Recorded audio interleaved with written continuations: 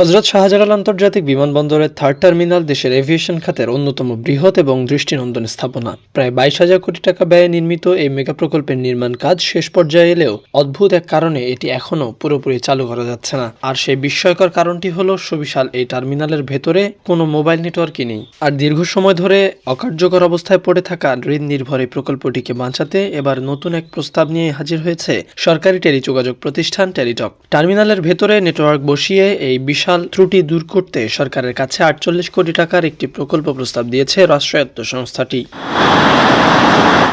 নকশা, গুরুত্ব এবং আর্থিক দিক বিবেচনা করলে থার্ড টার্মিনাল দেশের অন্যতম সেরা একটি উদ্যোগ। 2023 সালের অক্টোবরে তড়িঘড়ি করে স্থাপনাটির আংশিক উদ্বোধন করা হয়েছিল। কথা ছিল 2024 সালের মধ্যেই এটি পুরোপুরি যাত্রীদের জন্য উন্মুক্ত করা হবে, কিন্তু প্রায় 3 বছর হতে চললেও এখনও এটি আনুষ্ঠানিক কার্যক্রম শুরু করতে পারেনি। মূলত নির্মাণ কাজের শুরু থেকে নেটওয়ার্ক অবকাঠামো তৈরির বিষয়টি চরমভাবে অবহেলা করায় একেবারে শেষ পর্যায়ে এসে এই বিশাল ত্রুটি ধরা পড়ে। ফলে পুরো টার্মিনালটি এখন যাত্রীদের ব্যবহারের জন্য সম্পূর্ণ অনুপযোগী হয়ে আছে। এই জটিল সংকট নিরসনে গত 2 বছরে একাধিক উদ্যোগ ও আলোচনা হলেও কোনোটি আলোর মুখ দেখেনি। তবে এবার সমস্যার সমাধানে 48 কোটি টাকার একটি প্রকল্প প্রস্তাব জমা দিয়েছে টেলিটক। প্রস্তাব অনুযায়ী পুরো 48 কোটি টাকার মধ্যে সরকার তাদের প্রায় 29 কোটি টাকা ঋণ হিসেবে প্রদান করবে। এই বাজেটের সবচেয়ে বড় অংশ অর্থাৎ 43 কোটি টাকা ব্যয় করা হবে শুধু টেলিকম যন্ত্রপাতি কেনার পেছনে।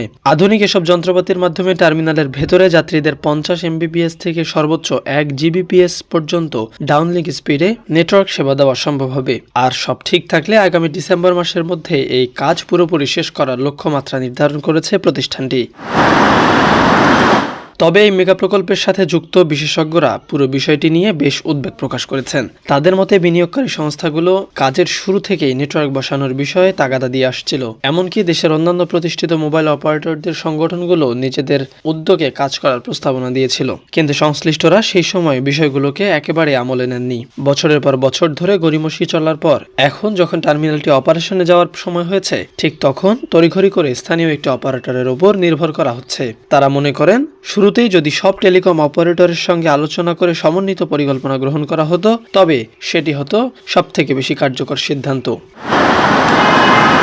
টার্মিনালের ভেতরে শুধু পাবলিক ওয়াইফাই দিয়ে এই বিশাল সমস্যার সমাধান করা কোনোভাবেই সম্ভব নয়, কারণ সাধারণ যাত্রীদের জন্য উন্মুক্ত ওয়াইফাই ব্যবহার করা সবসময় নিরাপদ নয় এবং অনেকেই ব্যক্তিগত নিরাপত্তার কথা ভেবে এটি এড়িয়ে চলেন। দেশের সবচেয়ে বড় মোবাইল অপারেটর গ্রাহক থেকে শুরু করে ছোট অপারেটর গ্রাহকরাও প্রতিনিয়ত এই বিমানবন্দর দিয়ে যাতায়াত করেন। বিমানবন্দরে পৌঁছানোর পর গুরুত্বপূর্ণ মানুষদের সাথে যোগাযোগ করার জন্য সবারই নিজস্ব নেটওয়ার্ক থাকা অপরিহার্য।